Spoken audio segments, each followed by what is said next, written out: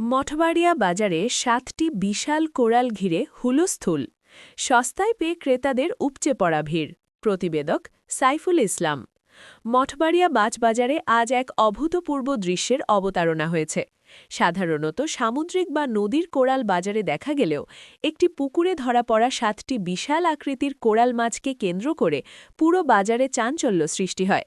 মাছগুলো বাজারে আসা মাত্রই উৎসুক ক্রেতাদের ভিড় সামলাতে হিমশিম খেতে হয়েছে বিক্রেতাকে। পুকুরে কোরাল, অবাক ক্রেতারা।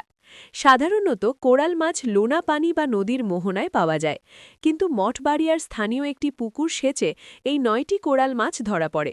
প্রতিটি মাছের আকার ও ওজন ছিল চোখে পড়ার মতো। পুকুরে চাষ করা বা আটকে পড়া কোরাল মাছের স্বাদ নিতে এবং দেখার জন্য বাজারে মুহূর্তের মধ্যেই কয়েকশো মানুষের সমাগম ঘটে।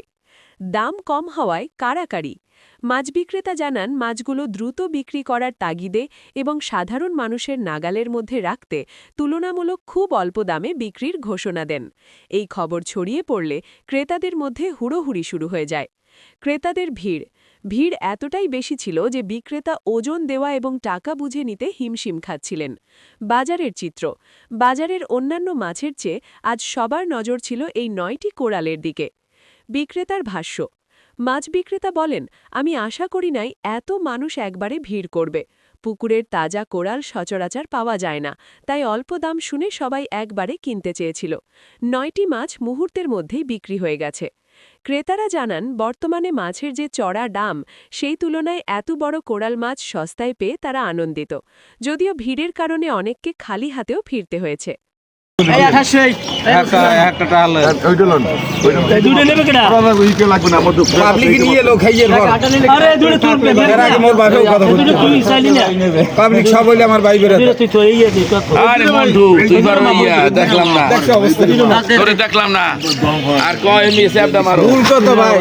কারণে এখন নতুন যারা দেবেন